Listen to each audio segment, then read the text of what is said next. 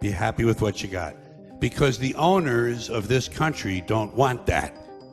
I'm talking about the real owners now.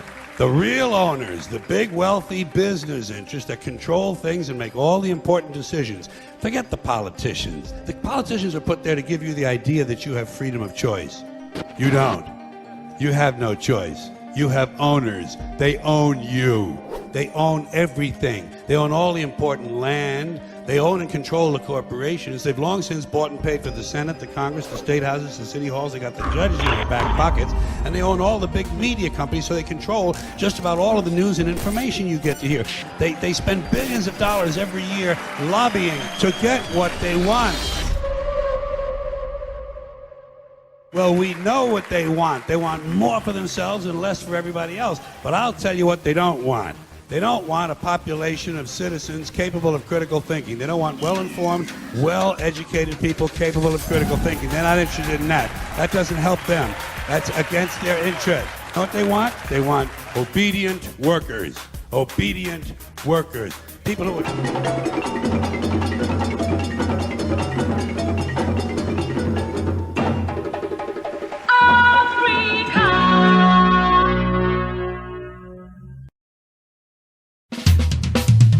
wherever you go, teach the world.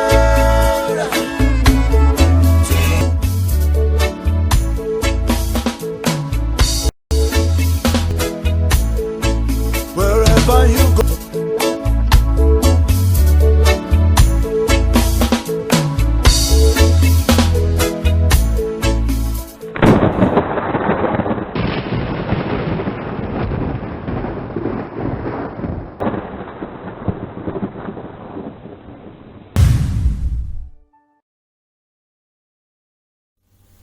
tukwaniriza okubanga oli naffe ku TV Africa ku program Perception oli nange da West Zulu eta the Grand Abbot nga tusinzidde mu kibuga Kampala mu division ya Makindye okubanga tukutuusako program y'olunaku olwaleero okubanga tugatta kuzetuze nga tusoma tubeere nga tufunira ddala ekifaananyi ekituufu ekyaki kyetuli nga ngenda kuyingira buziba sagala kulya budde bungi wakati ndaba obudde tujja kwetaagisa obukwasaganyiza ddala obulungi kuba ebintu bingi ate nga twetaaga obisoma byonna n'obitegeera. Obulamu buno obwensi bwe tutambuliramu nagamba bubeera bwa kuyiga era omuntu yenna ataagala kuyiga aba ku lugendo lwe olumutwala omusuula mu matonga oba okwesaanyaawo.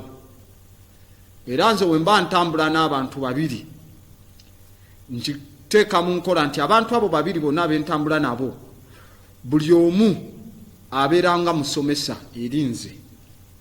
Bwe mba ntambula n'abantu omu nga ndi eno oba omulala eno bonna mbatwala nga basomesa kubanga lwaki nonda point ennungi ku ez'omu ku oyo zaali mu kwogera nenzifuna nenziyigirako era nengezaako okwefuula nenzi imitating okugezaako zitambuza nange nziteeke mu bulamu kubanga bwe ziba nga ziri applicable nga zireeta ebibimba ewaka.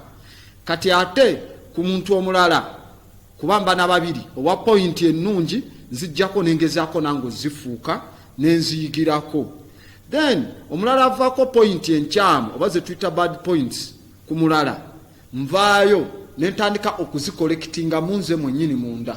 Wembanga nange mbadde nina ensobi ng'ezo zayogerako nziramu neneekolektinga oba nendaba kyayogedde tekibadde kituufu abadde alina kikolektinga bw'ati nsooka nze nenkimanya the best way okumukolektinga. Kasita ndaba nga omuntu ono talina desire yakumbuza ama kyenjogedde kituufu n'asigala nga abaddeyo n'ekyo ndabira ddala nga wabaawo obuzibu bw'amaanyi kubanga waba tansabye ne muwa opinion ye yange kitegeeza I've interfered ne happiness ye gy'ateekawo for that point okumufuula happy however much wrong it could be. So I just learn from them. Then after nenfunayo public address nga buli omu I don't mind oba gobadde ku ddyo oba ku kkono point zonna nensobola okubeera nga nkola ki nga nziteekawo. So that is the best way. gyendaba era ebiseera ebimu eŋŋombo oba embeera gye tulina okubanga tutambulira mu kubanga if everything happens for a reason, buli kintu ekimu we kibaawo olw'ensonga, for a reason, that means you made the right choice even when that's the wrong choice. So tulina okusensinga ekintu ekyo nti singa buli kintu kibaawo nga tugamba nti kibaawo ku lwa nsonga, kitegeeza nti gwe wakola choice ennungi newankubadde nga choice gye wakola nfu ekutuusizzeewo awe wafu. Simanyi oba statement eno oba ngeze nkikuteeka enkya mu bwongo.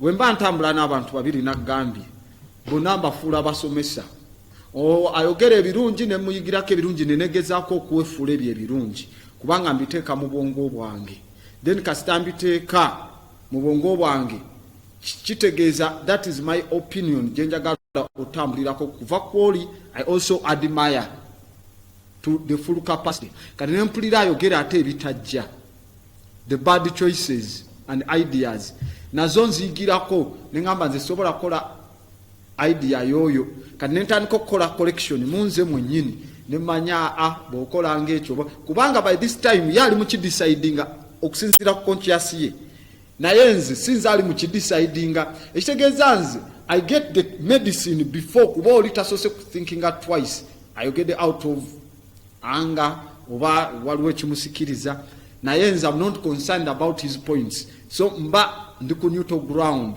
nempikinga neŋŋamba ekyo sijja kunzisobola kikola ng'ekyo. Kati tekindeetera kumugamba lwaki okola ng'ekyo, kubanga bwe mugamba nti lwaki okola ng'ekyo ajja gamba have interfered ne free will ye n'okwogera ku okutuufu kwe yeetaaga, kubanga waba tansabye nti wamma grand aboti tolaba nti ekyo kyemba nina okukola, I don't interfere ebiseera ebimu kubanga already abamanyi yatambudde nange nga grand aboti, waba taneebuzizaako kitegeeza tayagala kumanya byange. So what happens to me at the end of the day, kyenkola manyi ensonga eri ne ngamba abantu abamu bagamba nti buli kintu ekibaawo kibaawo ku lwa nsonga, nga kitegeeza nti they made the right choice even when it's the wrong choice. Ekitegeera kati ajjamu n'agamba kale singa namanya ne nkugamba anti mugamba nti tewaŋŋamba kubanga wali osobodde okwemalirira. So awe tugambira our wrong choices, owulira what me very well, wrong choices zaffe tuleme zifuula crime. We should not be ashamed of mistakes and thus make them crimes. No. Leka ziservinge nga experience so that next time tetuddamu gwa mu busamba tukongo. Why? Because we are sometimes dragged in pits or into a pit of unhappiness by someone else's opinion that we do not look happy. Which take it. Kuba we na suggestinga nga yabadde ne decision ye ne suggesting yange nagenda nagwa mukasamba tukaka atake tabo kusinga kyabadde alowooza. These people bagenda ku living unhappy, to look unhappy because they were dragged into a pit of unhappiness by my own opinion. So Chembagamba, I deserve and I respect being true to myself. Okubeera omutuufu eri gyendi, because I'm the master of my fate. I've been so long master and I don't need no anybody be my master. I'm the master of my fate. I'm the captain of my soul. Okay? So if you're captain of your soul, it doesn't matter. Ekisinga obukulu. We live into a world where we learn positive and negative ideas. That's why I told you I move with two masters, or two people alongside, because I'm the master. Then deciding on kyagambye kirungi ono kyagambye kibi. So stand like that. Take it. So, because no one knows the time for the awakening of the sleeping Goliath, the African mindset. Buli omu mulimu abalina third eyes amwe nga zaggukadda, mulimu abakyalina nga zikyali wansi, mulimu abakyali awo. Why? because and I realized so suddenly that it hurts just how empty a creature can be while still filled to the brim with drowning agony. Manyi embeera eyo webeerawo. So mu lw'ensonga eyo nga tuyingira mu topiki, omuntu yenna asobola maintaininga ekitiibwa kye personal dignity nga exercisinga restraint, nga remaininga asigala mutuufu ku ntegeera ye, you remain true to your consciousness, then nobeera nga osobola okutegeka preserving under difficult conditions. You have to be preserving. Agamba guy are reserved but somehow are preserved, but obuzibu bwe bujja nagamba mind obwongo is a fixable mirror, bubanga endabirwamu gy'okyusa n'otunuza eno. Adjust it, gitunuzeeko eno oleme kutambula nga bwongo bwa kikere. Manye ekikere okuma omuliro wano, bw'okuma omuliro wano ne kiba nga kihopinga kigenda, kibuuka kigenda ku side y'omuliro, ne bw'okikwasa n'okikyusa side eno nti kati kitunule nga kidda side eri ewatali muliro, still kikyuka ne kitunula side ebaddeko omuliro, kubanga kiba we call it unilateral polar receptors mucho. Kati ezo ezandibadde unilateral polar receptors, polo yakyo ezukuka nga kigamba leero ndi ku south pole. Kati bwekiba ku south pole, response yakyo no communicatinga kyekikozesa kino, we call it buccal cavity. Kati buccal cavity yakyo eba ekiwa response nti connection ye eri eno, however much no kigamba eno kiba kidde eri. So but now that's not how the mind operates ey'omuntu. It's a flexible mirror. Adjust it to see a better world. Adjust, tuning, a fine tune okuva kugwe, because happiness has to do with your mindset, not with the outside circumstance. That's why perception, we are interested in your mind. Okay? Happiness, esanyu lina kye lina okukola n'obwongo obwo, obwongo bwe bulina okusanyuka, not with outside circumstance. Si biri bweru obwongo bwo kasitoba nga mu bwongo bwo kimanyi sikyaddamu kusula njala, sikyaddamu kugira bwekiti, bwenjagalira sente kati ngamba bugambi kantooleko wano. It is the mind, it's not the physical. Eri okitegeera, kubanga oyinza oba nazo naye nga you are sick completely, nga your inside ndwadde, the man will not tell you. Okitegeera, it's the mind. That's why they say for you abalina European bad manners, there are no good manners. European habits is a copulation for happiness. It's not sexual congregation. There they say it comes from the mind. Okitegeera, kyova olaba oli ne womusanga ng'agula bamalaaya bameka olunaku, atuuka n'agamba njagala nfuneyo wange gwe tukkiriziganya naye ne tusanyuka mu bwongo ffenna wamu. So you adjust the mind. Now in perception we are concerned about your mind, your thinking. Ebyo byoba olina mataka genkana ki tegayambyewo, because your concept ey'amataka ago you have misused them. Capacity eri overwhelming, era ereetera okuleeta enyiike y'amaanyi. So of pain you could wish only one thing, that it should stop. Ekitegeera, kubanga byonna bye bakuteekako, the only painful thing is the physical pain kuba eba ekukwatako, eba physical, it goes directly up to the mind. Kubanga in the face of pain there are no heroes. Anyway, as we proceed tugenda maaso ne topiki yaffe, era neetaaga okukolamu recap katini mu ssaawa emu ne dakiika 3 zetusigazza. Twasembayo nga tuli ku kalenda nga tumaze okwekenneenya eyitibwa Thoth Sirius tuli ku General History of Africa UNESCO book 2 tuli ku part ndoza 7 I think part 7 yeah twaikenenya kalenda ne tujekenenya kiki kye yali yetegeza ne kugamba inanga season 3 nga season ezo 3 season emu eyasooka nga gye bayitanga Akhet AKHET ne kugamba nga ina emyezi 4 omwezi ogwa Thoth omwezi ogwa Poipi oba Fayopi omwezi ogwa Athri n'ogwa Chorak eje emyezi gyaberanga realized oba gyateekebwangako oba season eyo kubanga gyagamba omwezi gwabanga mu wiiki 3 nga buli emu ine ennaku 10 okay so emyezi ejena in that season bagisiganga langi ya bbulu ku kalenda yaabwe okulaga nti byebiseera by'omuggawe gwa floodinganga ogwakiira ne gutambula amazzi ne gagenda ne gajjuza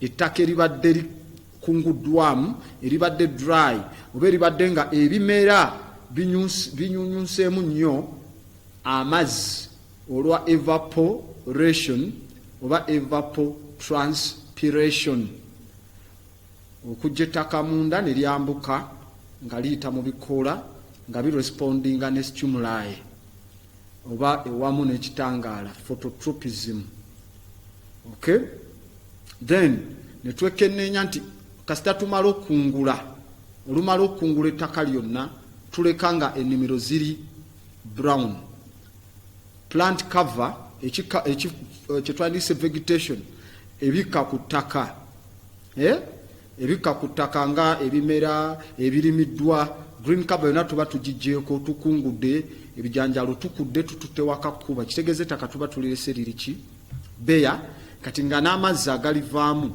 mangi kubanga tewaliwo green cover okulemesa amazzi okuba gapophorating okuva mu ttaka ennyo kati gaba mangi nga gagenze kitegeeza liba lyetaaga okubeera soaked to be waterlogged okay kati in that period of time ettaka we liba nga teririna cover kubanga tukungudde n'ebisigaddewo ebitini we liba nga liri extremely dry terijja kuleeta biwuka kujja bibeere nga biyamba mu kumenya ebisigalidde kubanga bwe tumala okukuba ebikuta by'ebijanjalo ne tubisuula n'ebirala byonna wansi ne bisigala nga bikala bukazi biba byetaaga okuvunda kati okuvunda okwo kwetaaga moisture kwetaaga amazzi kati we gajja ga attractinga ebiwuka ne biyamba in decomposition eza plant tissues zino cells eziri hard nga ze tuyita sclerenchyma cells parenchyma cells ezo zonna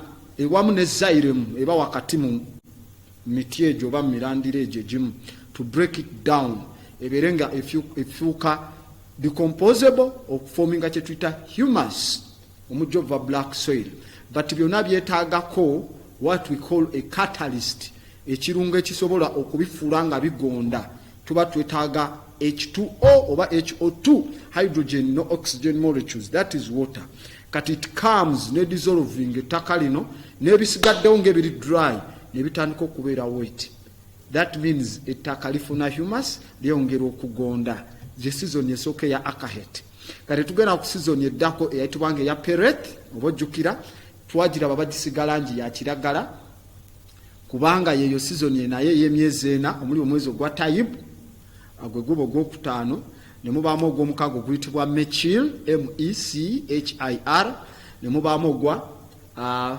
Famenoth oguba gwa 7 ogw'omunaana gwe bayita Pamaothi egyo bagisiga langi ya kiragala nti ettaka liriwe liba lyamaze dda okugonda ng'omugga gufulaadinze amazzi gatandise to rescind gakomawo mu kiira wansi mu mugga kuba flooding ewedde kati tuli mu kusimba musigansigo tuba ne mugulansigo ne musigansigo biseera ebyo tutandise osiga kati wantuukira mu season ya Pereth eyokusatu vegetation green etandise okujja because ettaka liri waterlogged seeds zibadde nnyango obutasanga ttaka likaluba kubanga soot eneefuluma waggulu omutwe ogwo gw'ekimera bwe gusanga ettaka nga likalu nnyo guba tegusobola kupenetratinga kusindika gufulume outside okuyita ku tugiyita A00 tuba ne A00 ne tuba ne A01 ne tuba ne A1 ne tuba ne A2 ndi mu kwogera ku kye bayita soil profile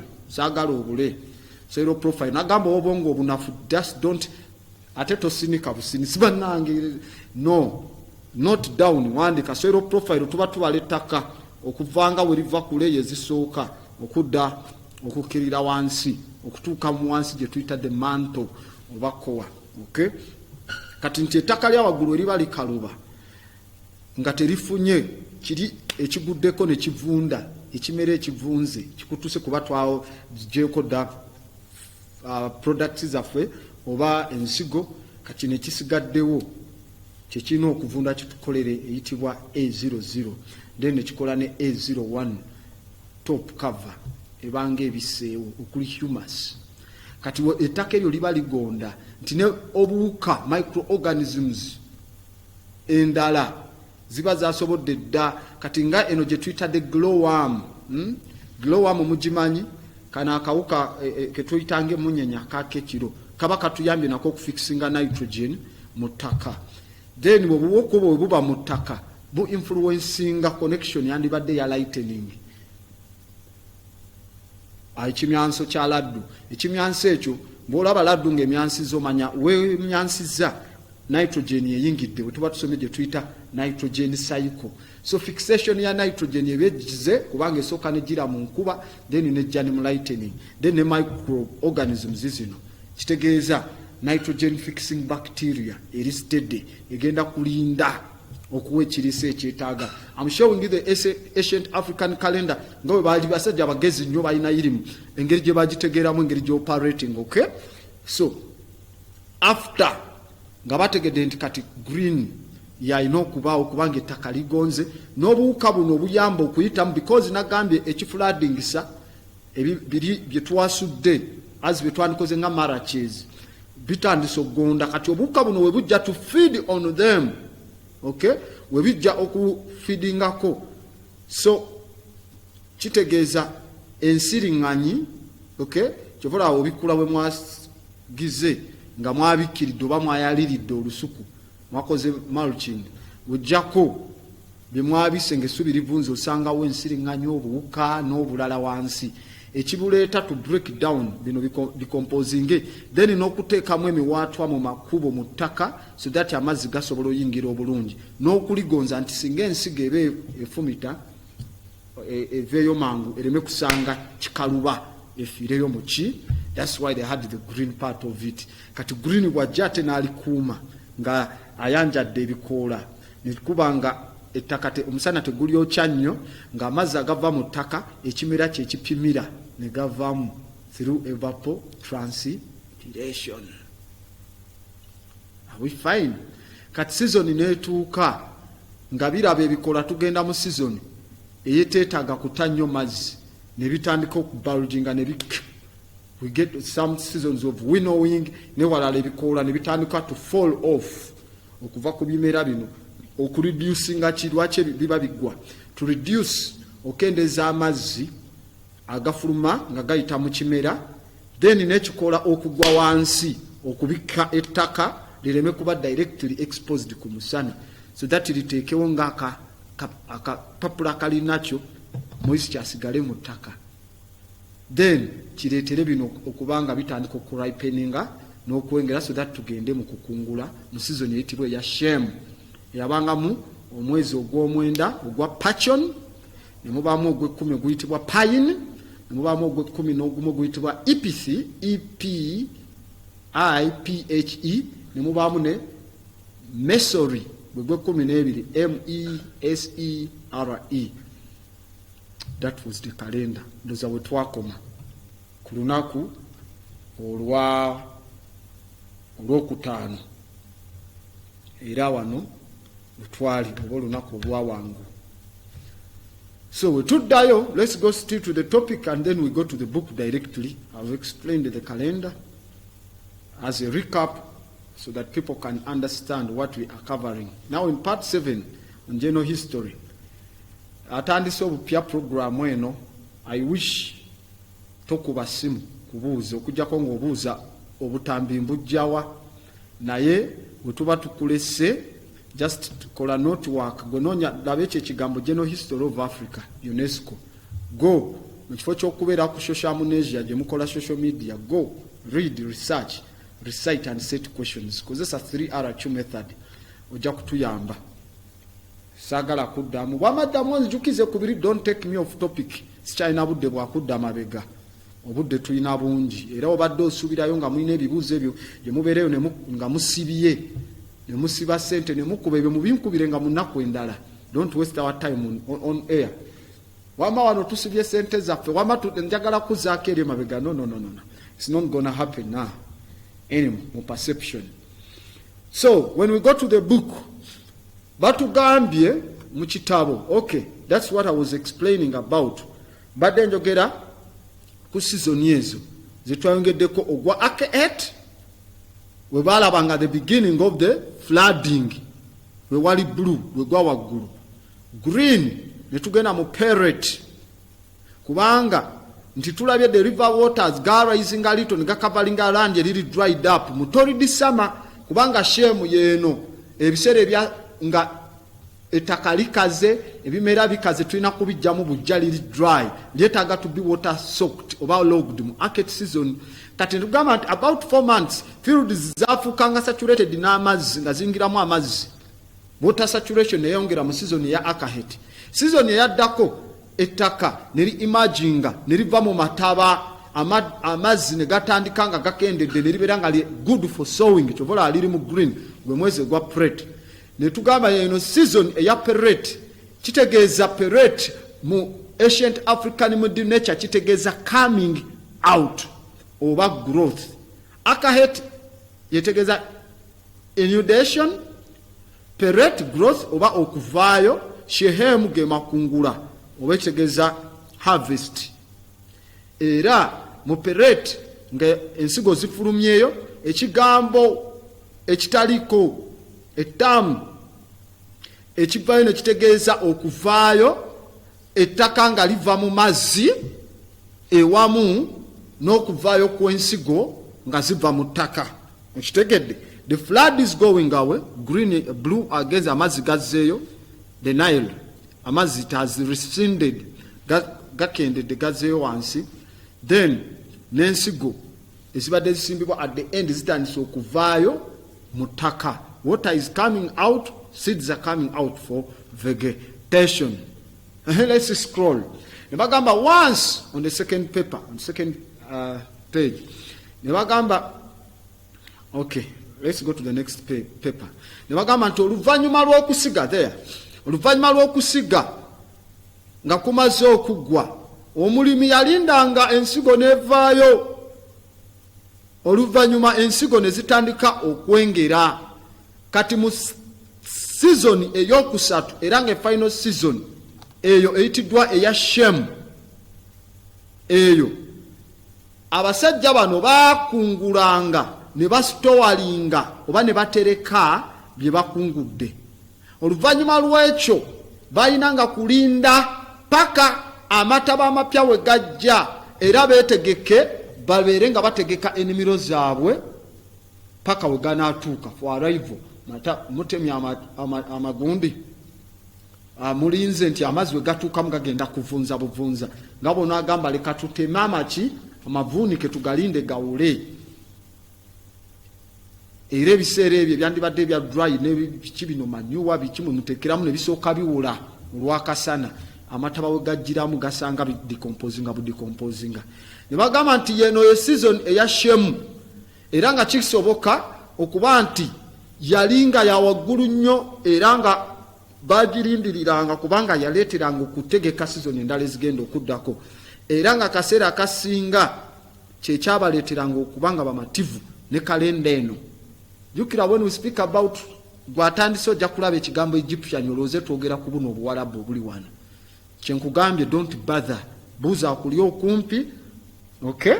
Oba genda ku page gye bayita Grand Abbot. We are speaking about ancient Kemetic system. Tuli myaka nga 8 emabega nga n'ekigambo Egypt tekinabaawo, but because UNESCO ekiwandiike balanga Egypt from the Greek mindset, oyo bayita Egyptus, the Africans were now termed to be these. Okay? Era abaliyo waggulu, those are Asians. Ne bagamba nti the year, omwaka, let's scroll and bring that in the middle, gwatandikanga ne entandikwa ku peasant calendar. Hold there. Remember twagambye tulina kalenda ey'aba peasants gye twali tutambulirako awo batojjukira, tulina gye tuyita the agricultural rhythm calendar, eyo eyatambuliranga ku basajja abo abalimi. Okay, twalina kalenda eriko eya hierarchical raising eya Thothis etambulira ku ebintu ebyenjawulo ebikujjuko ebyakolebwanga nga religious festivals, era ng'eyo bakozesanga gye bayita luna kalenda ey'omusana ey'omwezi. Then ne tujja ku bantu abakozesanga gye bayita rhythm of agricultural life oba agricultural rhythm calendar eyavangayo ne tutegeeza kati tubadde tuli ku rhythm calendar gye tuli mukola ki mu kunnyonnyola. Era yo omwaka gwayo gwatandikanga n'amazzi nga geeyongedde, omugganga gulinnya amazzi nga ogamba nti mayanja abooze. Season eya Akahet so ya initiatinga era yamalangawo retirement ey'amazzi, era nga kyamakinganga okutandika okwensi season eya Peret. Kasita season eya amazzi gatandikanga okuritalinga nga gakendedde, nga omanya nti omugga amazzi gakendedde tegakyabooze, ng'omanya katugenze mu kusiga mu season ey'okubiri eya Peret.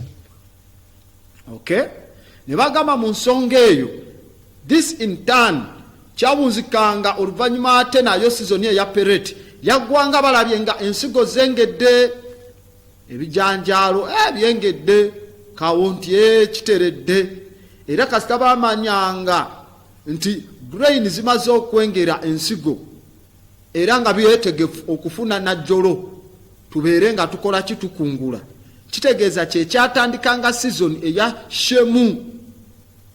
Era eyo ye yalinga ey'amakungula ey'omusana mwe tukubira, mwe twanikira ensigo, mwe twanikira buli kimu, kuba tumanyi nti gwabanga musana, fields ziri dried up.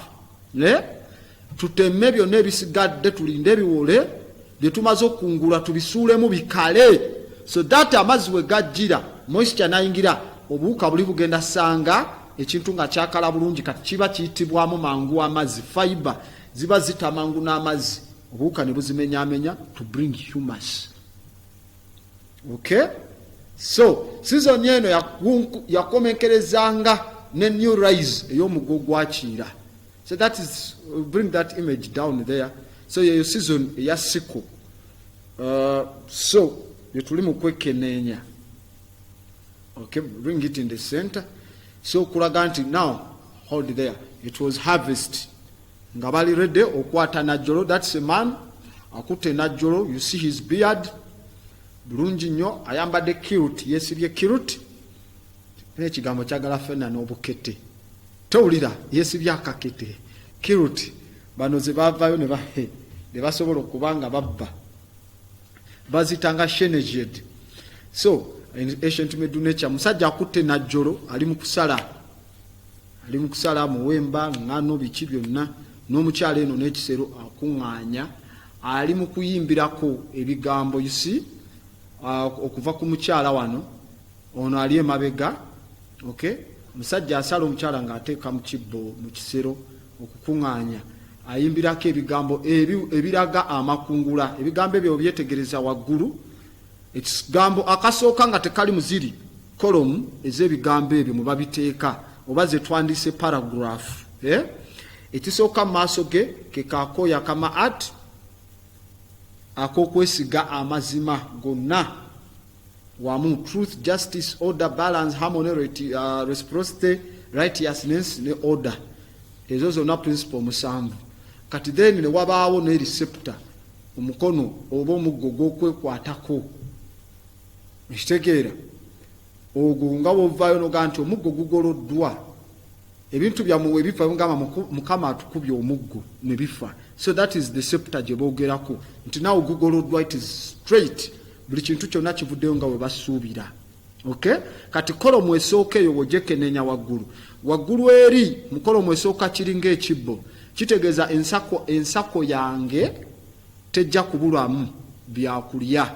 Buli anajja tajja kubulwa byakulya. Kitegeeza amakungula gange nga tadde mu kibbo ku nsonda zonna.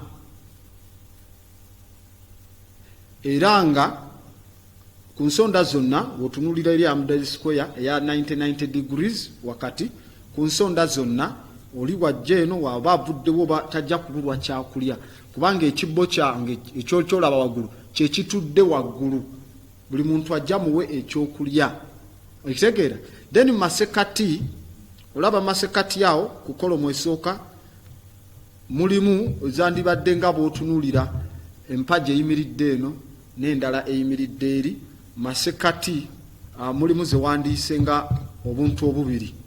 Obwo bw'olabanga obubiri nga amatondo, ezo ze twandiise nga chromosome, X chromosome, Y chromosome. Abakyala n'abaami bonna bajja kuba nga bakuumiddwa. That's called food security ku side eno.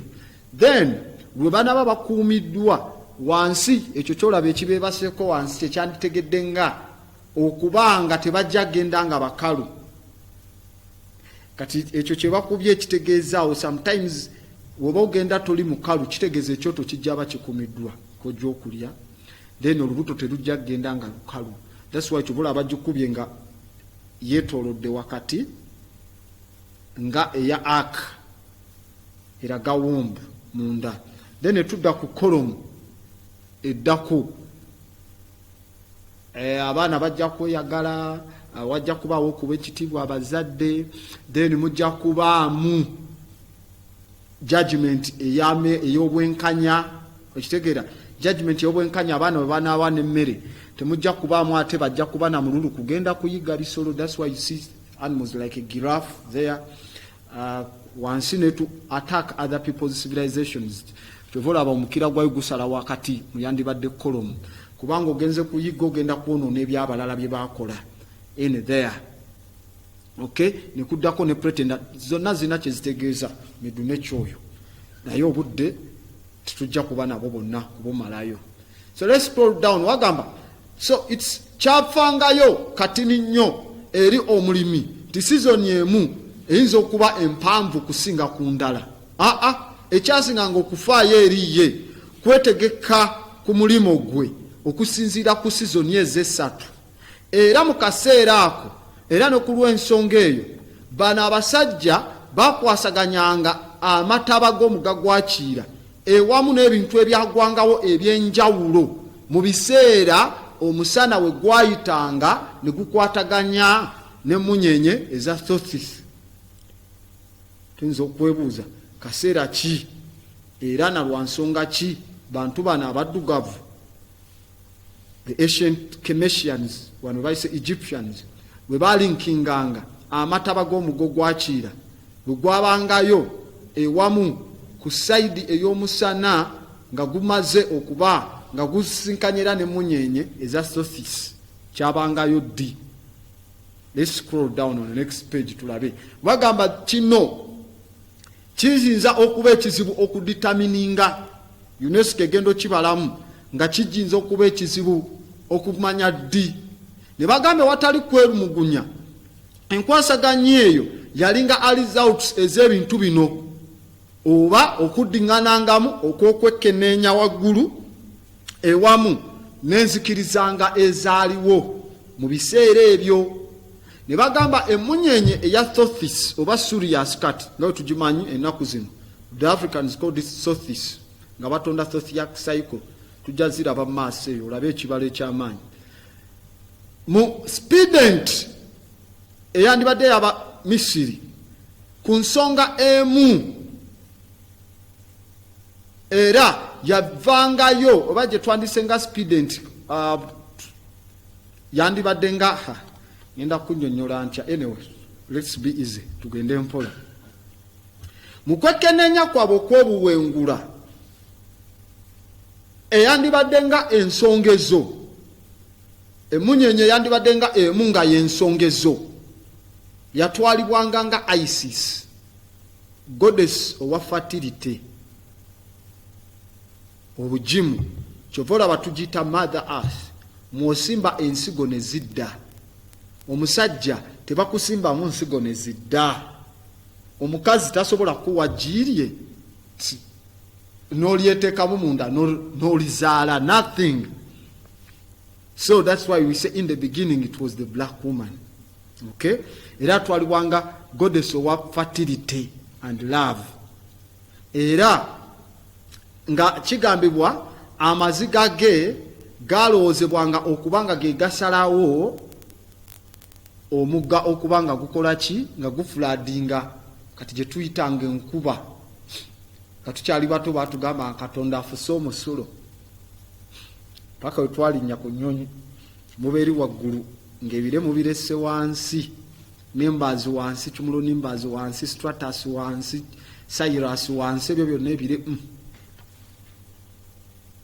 So bano kwe basinziranga nti the tears galeetebwanga kubanga gadetermininga flood eya Nile. Lwaki? Kubanga bagambye linking eya profound religious beliefs ewamu ne flooding y'omugga ne munyenye eya horizon eya surface babigattanga butya. Emunyenye erabise omugga gufloodinze, ekitegeera kati kiki ekyabangawo ku nsonga eyo. Let's have that image in the center. Bring the image in the center. Now kati okyetegereza ekyo. Now that is one of statues yandibadde ez'aba Pharaoh. Representation is a reincarnation yandibadde ya Isis. Observation okuva ku temple eya Isis nga bakutte eyandibadde periscope okukuba okusinzira mu line eddayo n'etebera mu mutwe gwe statue eno ku temple ya Isis evayo ne connecting to the real flooding yandibaddewo ey'omugga mu kaseera ako. These are recent astronomical studies ze bagezaako okwekenneenya nti there is a link eyasobolwanga okukola nti singa emunyenye yevaayo n'ekuba butaba mu kutu okuli side eri bayinangawo eno emabega eno image engeri gye yasindikanga ekisiikirize kyayo ne kigatta mu kisiikirize ekirala n'ekirala ne kigatta mu ndala zaalinga mu line. Kati n'obeera nga tolaba kisiikirize kimu kye kiyimiridde wansi wabula ng'olaba nga line eya black nga bona agamba nti waya z'amasannyalaze zikoze eki ekisiikirize wansi. Emunyenye eyo yakubanga mu eyo statue oba eyo monument ng'ekuba ekisiikirize kyayo mu monument endala n'endala ng'ekuba mu ndala n'enda kati nga zikola line paka ku mugga gwa Kiranga olaba nga line eya black wansi. So abo baamanyanga nti waliwo ekyenjawulo ekirinanga okubaawo in their belief systems. Kiki kye baamanyanga? Bring that image down there so that we can get to overstand it. That one is present day. Now bring the down image there into the center. Yes, hold it there. I first leave a bit. There are some stars up there as 360 degrees, then curve, then a woman in Entebbe today. Biki bye tutegeera mu kintu ekyandibadde ekyo. There we see tulaba Isis, okay? Akutte scepter ku mukono gwe, akutte omuggo ogwo scepter guliko akabonero aka anka ak'obulamu, okay? N'omukono ogugenze nga gukutte ku kafeather oba akooya ak'amazima akama art. Era ku ye kitegeeza emunyenye mutuddemu waggulu eri gy'olaba etunuuliriddemu ye gye tuyise ya Thothik, era nga message eba evudde ku entebe gy'oli mu kulaba eya waggulu, entebe etuulwako omukulu ayandibadde father of all gods Kepra Amenhotep kwatudde waggulu, era n'okubanga asindise eyandibadde message eri abaana abandibadde abalenzi n'abaana abandibadde ab'obuwala. Ezegundi ziri ebbiri z'olaba ezandize oba waggulu, then wansi n'aba ng'alinnye ku lyato eriraga nti kati amaanyi ge mu kuyita muye agazze nga amaziga ag'eddembe ge gagenda okusitula omugga gusobole nga guleeta amazzi gabeere nga gagonza ettaka ettaka eryali lyakalubedda ensigo zibeere nga zitegeka okujja zifulume mu mazzi ago oba amazzi gagonza ettaka ensigo zireme kulemebwa kuba nga zijaminatinga kubanga olwedde ettaka liba litegese ekyo ekyetagisiza ddala ekyamaanyi. Then mu script eddako ku mukono ogwa ddyo ng'otunuulidde screen yo kwe kuli abaana b'abantu oyo gwolaba ye mwana w'omuntu getting decoding messages from the ISIS. Unless now after observing Charlie Mukwa, bring that scroll a bit down so that we bring that image still in the center. Yes, there. Hold it there. Now, kachena bali ku mukono gwadjo bebandi badde abaana baki abaana b'abantu beyanzanyo Mr. Katose. Abaana b'abantu okulaga nti amaze okusoma emunyenye eya ISIS amaze otegera nti message y'amataba ezze era Nairo agenda kubanga akola ki abimba kati wano omuntu amanya nti season ene egenda kutandika tuli mu kuwetegekera eri eddako kyo volaba mu script eno atunuddeyo that is observance era ekimuli ku mutwe atunudde emunyenye connectinga neyooli gyalina ku ngule waggulu that is called ekitibwa astronomical observation.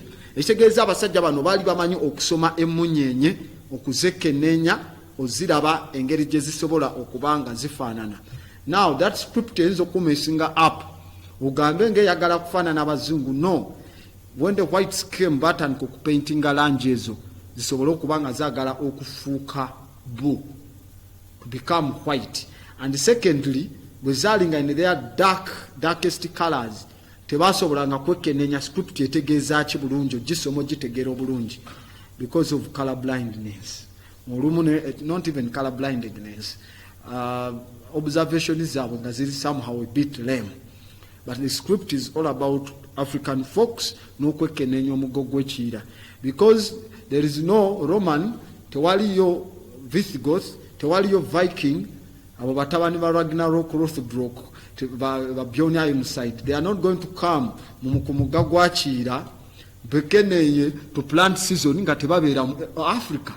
The observation shows it's for the Africans observing their seasons in Africa. Okay?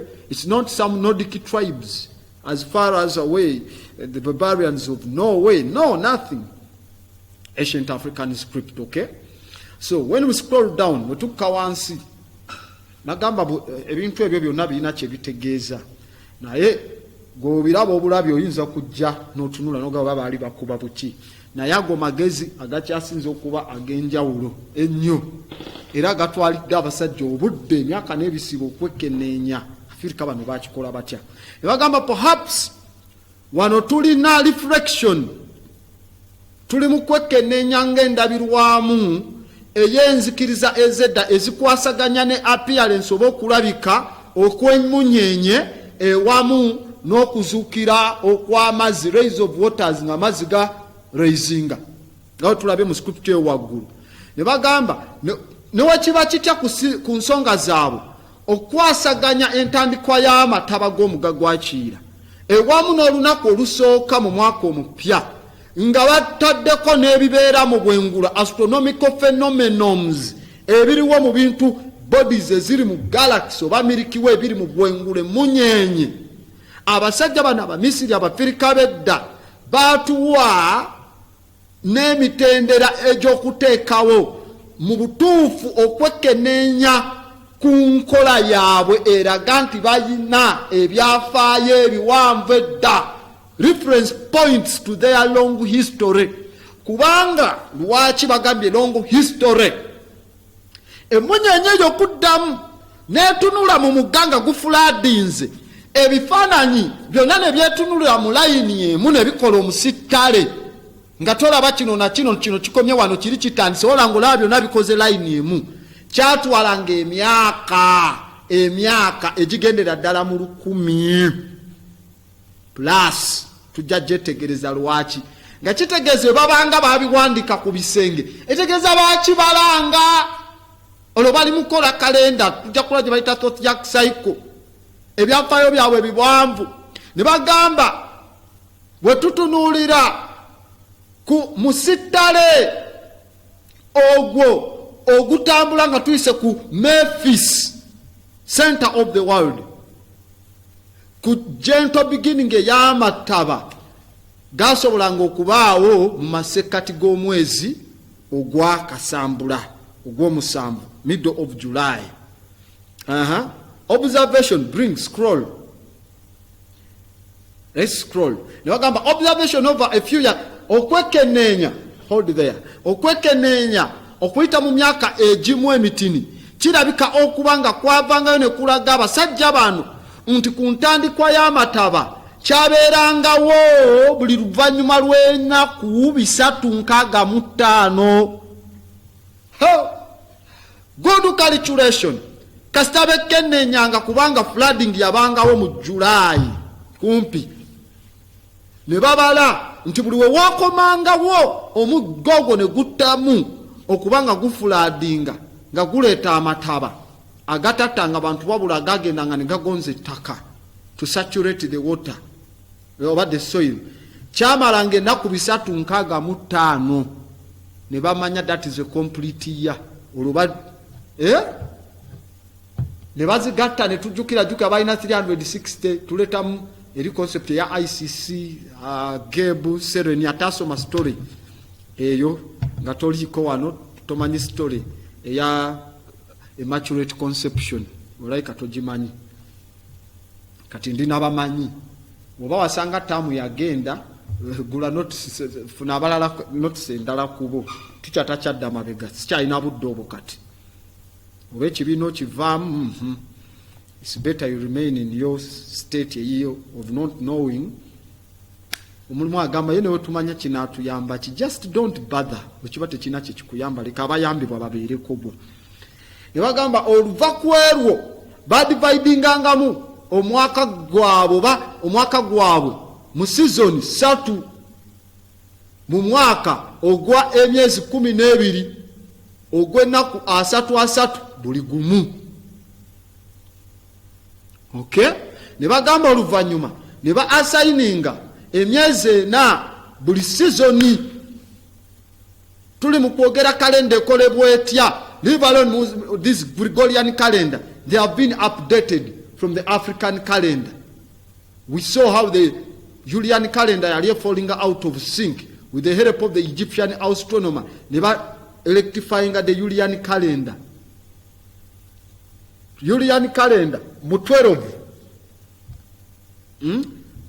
AD batanikotereza kalenda zaabwe kyokka ne Julian calendar era ajjije mu African calendar. So the Africans were making the calendar.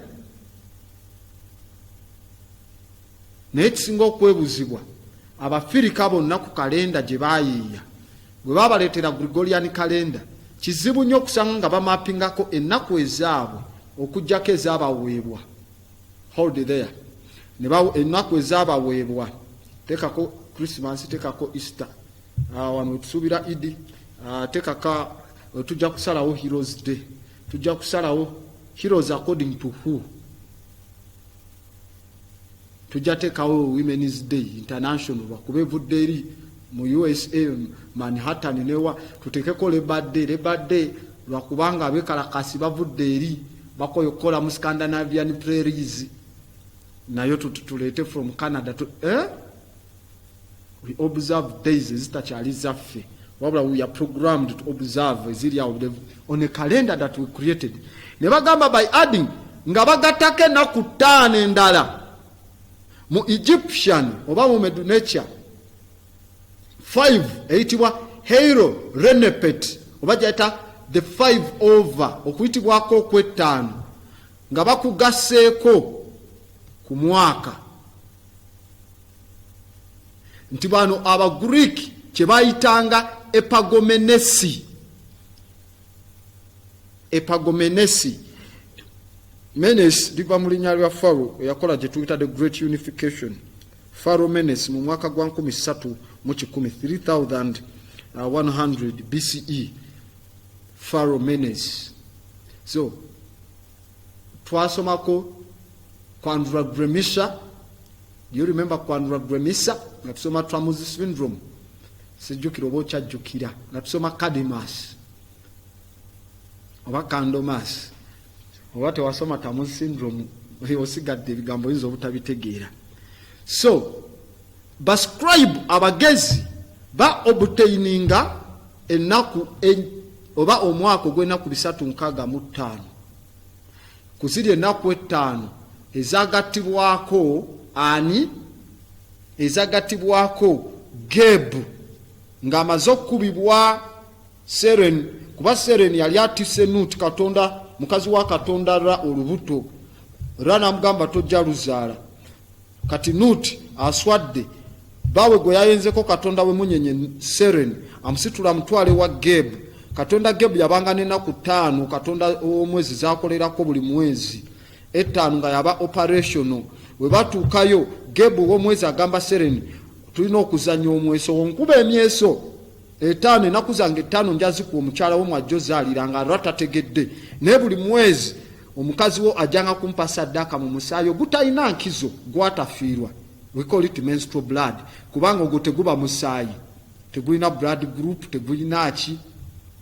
So it is just mazi tissue fluid, okay, nga alimu serum okuteekamu blood color n'ebirala ebiri awo tosobola good diffusing mu muntu ne gumuyamba because it's shading of the endometrium era tuguyita endometrium blood eba endometrium wall yeba e shading ku bisenge bya nabaana on the uterine wall, okay, kubanga the body has to cleanse okuwasa daka eri Katonda Geb omwezi uva bagamba mukyala agenze mwezi zennaku 5 zonna ne bazikwata ne bazigatta ku mwaka. Those are the scribes. They obtained a year of 365 days, which by far the best of all of those adopted in antiquity. Ye kalende singa ne kati je tutambulirako. That's how they created it. Abadugavu bano. Zeze naku 5 eza saddako omukyala n'agenda mu ki era nga zibangawo. But now those of you who are foolish muvaayo ne mwekuba Depo-Provera n'agenda na interferinga ne ovamu zammwe n'agalemesa ebiseera ebisinga. Kivula bolusi we mumukubwa asooka n'akyankalanya mukyala we yekuba Depo-Provera dipo ayinza omala emyezi nga3 nga buli lunaku alinga ali mu periods.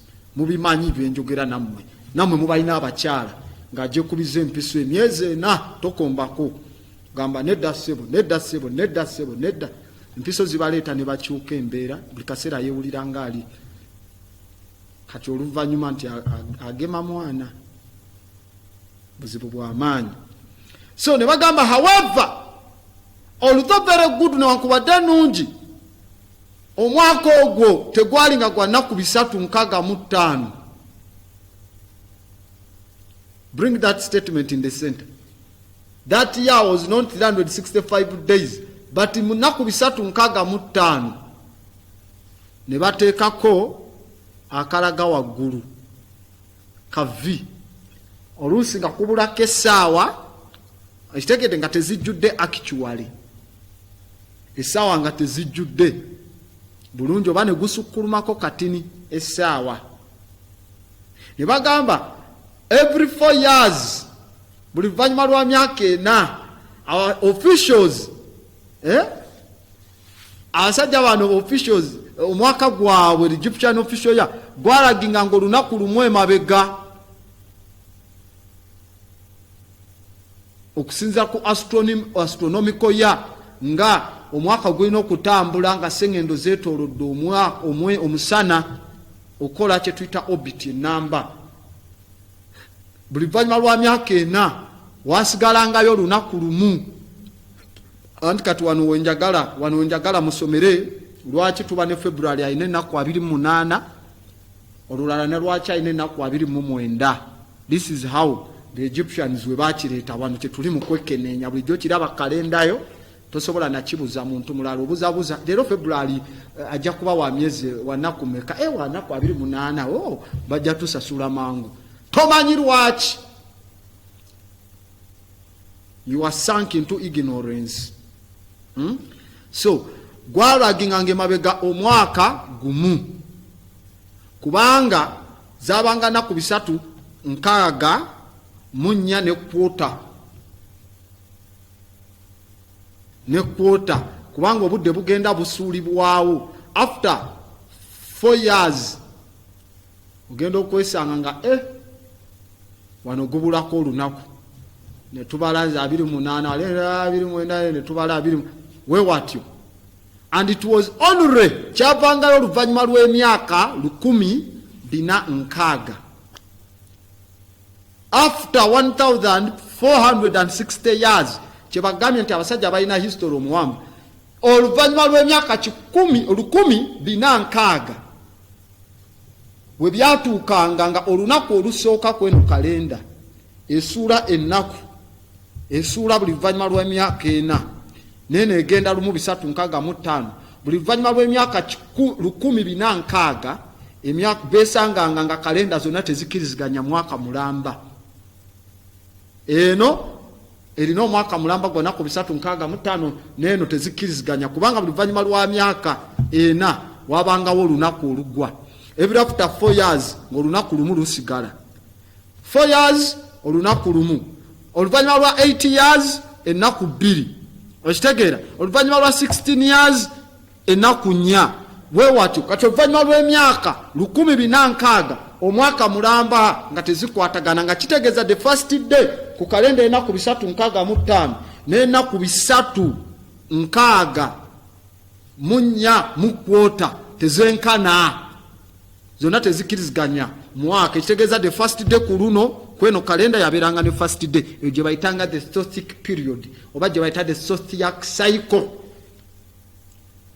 kubanga mu kaseera ako fenomena 3 zonna zaabangawo ku first day gye bayitanga official year nga kitegeeza ki kwolwo olunaku oluvannyuma lw'emyaka 1460 emunyenye ya Sirius oba eyitibwa Thoth yawanikibwangayo wali mu bbanga neerabika.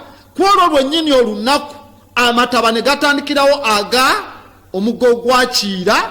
Kwolwo lwennyini n'omusana ne guvirayo mu horizon y'emu nga kitegeeza that was the official year.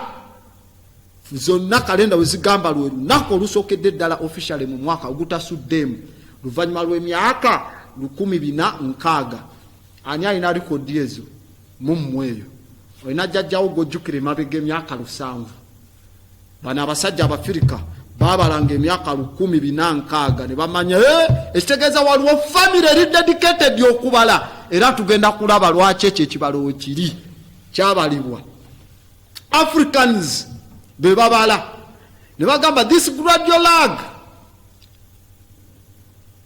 eno ensusu be yagwanga mu masekati ey'emyaka 2 yayinanga ebintu 2 ebyomugaso had 2 consequences. Kalenda eri erina ennaku 365 nene ennaku 364. Okitegedde? Gradual lag eno okusuulamu essaawa zino kyayinanga omugaso gwa mirundi 2. Ekitegeeza abasajja bano baali bamanyi nti ensi we yeetooloola bw'eti eri kalenda esuulayo essaawa. Kati essaawa tolina ojja kulubala nga we twabalanga olunaku lulimu essaawa 23 ne dakiika 56 ne turawundinga off ku essaawa 24. Okay?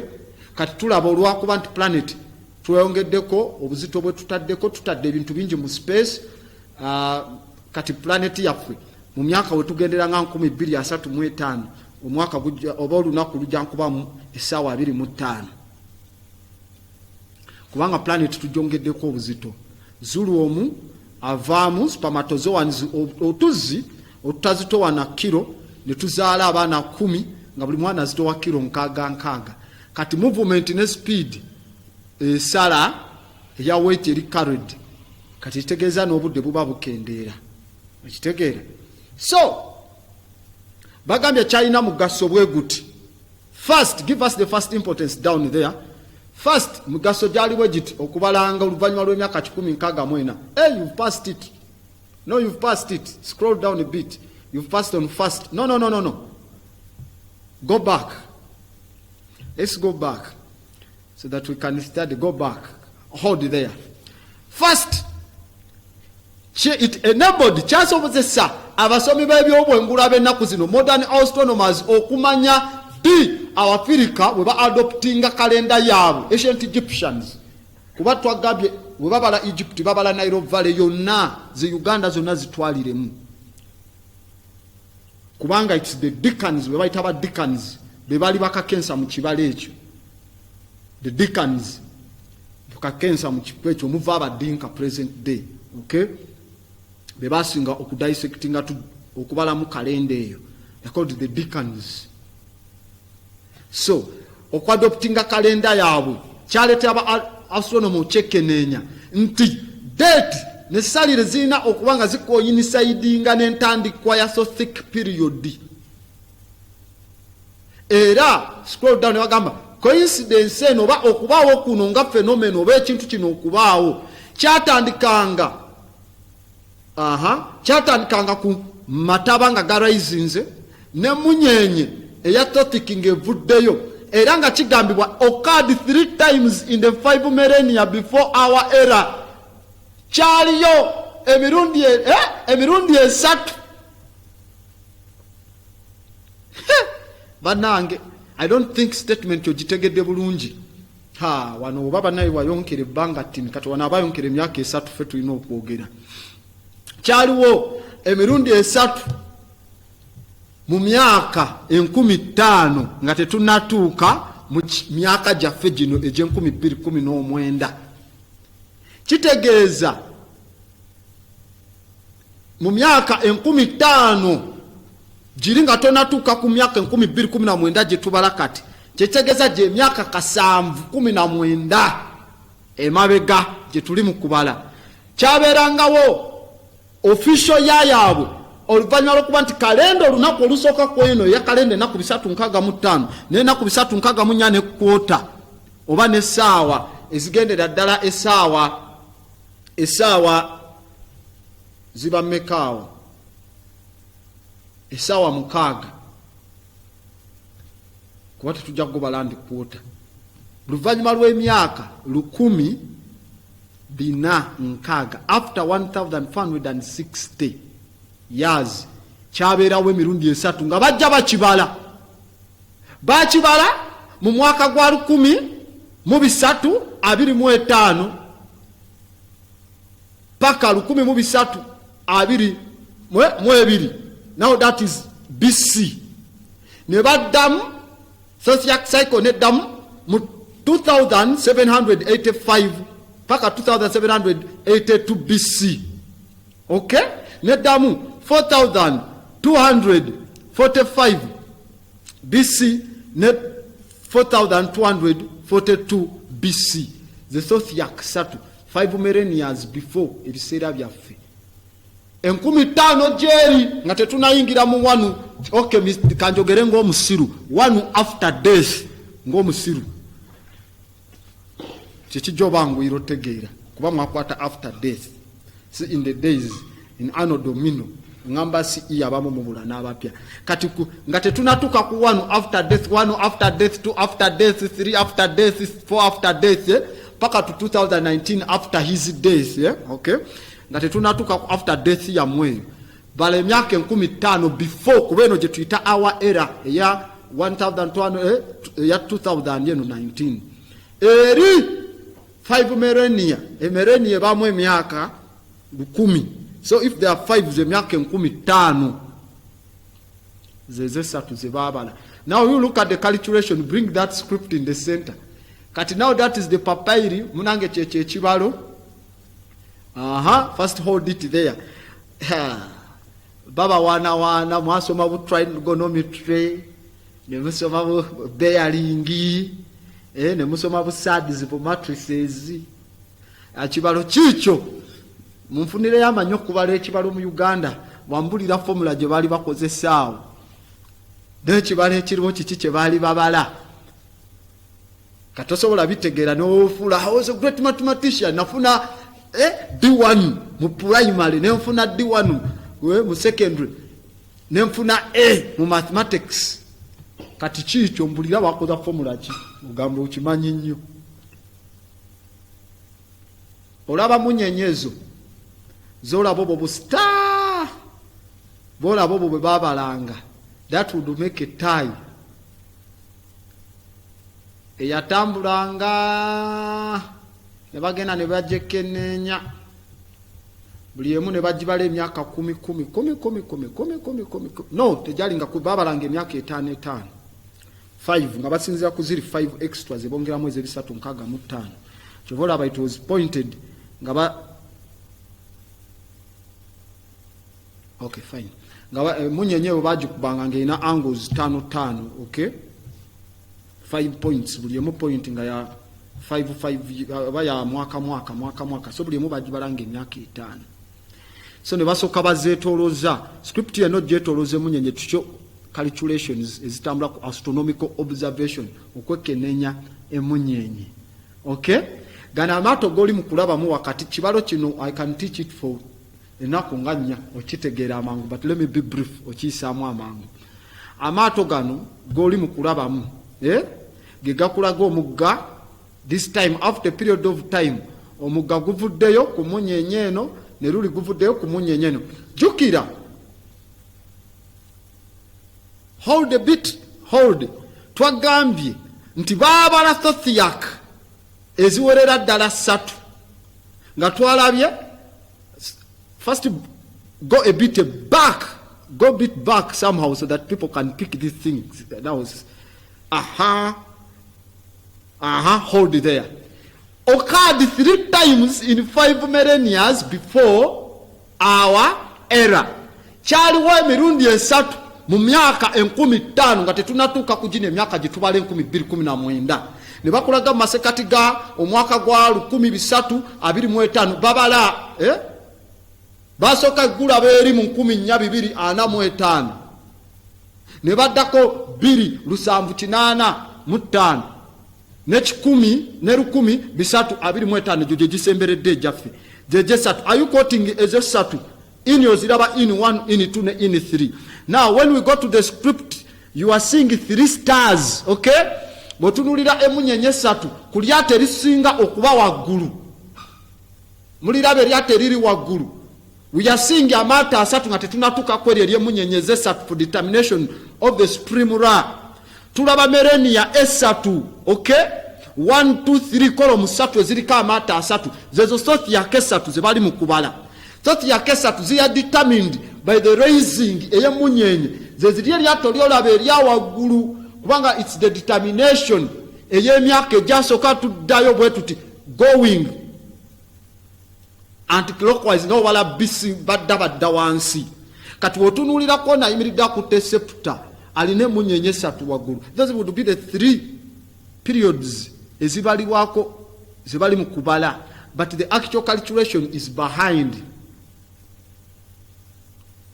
this man ku script. Kati eno gye bali mu kugira ezo halves lwakuba sirina ngeri gye mbadde nsobola kigaziya kyonna kimalayo kyekijja ekibala nti this period wano waliwo amataba we gati ene munyenye zagezaako era bwogezaako if you see like at the near the World TV Africa before you reach waliwo space eri wakakyawo muli emunyenye zokka ezeyawudde ozitunuulira ezimu ziri mu line ezimu teziri mu mukulu talina ngeri gya highlightingawo tulagawo naye mulimu ezikulaga ezitali mu line ezimu eziri mu ng'ekikulaga tezi alayininze wamu teziri mu line emu ekitegeeza Zodiac tenatuuka kyekibala ekyo ekivaayo nekikulaga stars zino zituuse mu zino zituuse mu ziri zino zituuse mu ziri zino zituuse mu ziri zino zituuse mu ziri zino ne bajja nga babala. Scroll down to the document again. Bring it again center. Hold it there. A bit lower, you've taken it so much. I want to connect it with above. Hold it there. Yes. Cut now. Tuli mukulaba ze bayita saako. Mwako wakozi pai chati. Tulaba saako emu 2 3 4 5 6 7 8 ku side eno. Then tulaba ne saako endala 4 eri waggulu. So when we get them, how many circles are those? Ziba saako 12.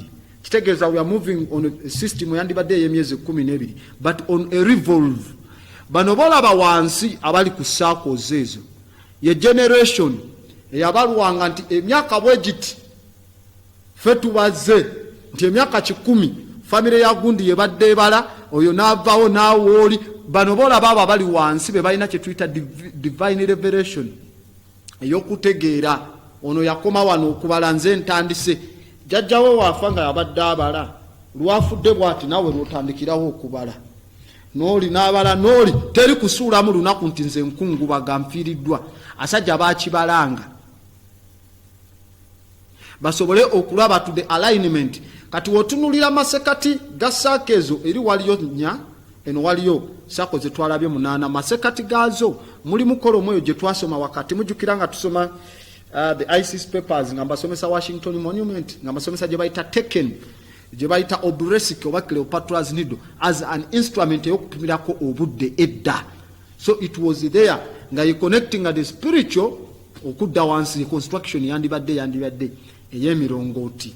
Okay, now why do we have somebody here eyandibadde abala ayimiridde omutunulira, you can see omutwe nga omutwe on that image wansi weyo column waliwo omutwe gulina crocodile omumwa gwa crocodile gwa gonya, ekifuba kya mpologoma eno wansi hippo, nga kitegeeza kyekikuleeta ekya judgment nti ne bwofa judgment ye ejja kulaga wabala obudde, kuba ekyo kijjukira kiri ku gye tuyita scale of Ma'at ku etulaga nti wabaawo omutwe gwa crocodile wowona judgment nofa crocodile woddukira mazzi ejja kulya, bw'olinnya omuti ng'ejja kujjayo, bw'oddukira mutale lion ejja kujjayo, era ne mu mazzi hippo, kwe kulaga you can't escape judgment nti ne woba obadde obala still wayinanga okubanga tobaze ng'olimbyemu olunaku, because Anubis that would be eyandibadde scale ekuleetewo Anubis ajja kumanya judgment yo oba wasuulamu ennaku n'obuzaabuza abantu nobba ennaku, yo judgment ejja kuba mbi in the next life. So now bano abacrossinze after ku scale ne bayite tugonde the other life wali Kenya, they face back ne batunulira abaana baabwe oba be basookayo be baleka bayigiriza babadde bajja babala bituufu babadde, so they give them revelations. Simple ndozako tutegeddeko ekitini script yonna tetujja gisoma gimalayo. Let's scroll down and we see. Ne bagamba it was long believed, kyakirizibwa nti kyali masekati ga omwaka 1445 ne 1442 abasajja abamisiri ba adopting a calendar yabwe. This is when the Africans adopted their calendar. 4245 BC nagambye minus etegeza BC myaka giri nga togaseke 2019. Now bovayo n'ogattako 2019 oba oyina emyaka gigenda mu emekaawo, emyaka giba gigendera ddala mu myaka egiwerera ddala 1264 no emyaka 62 mu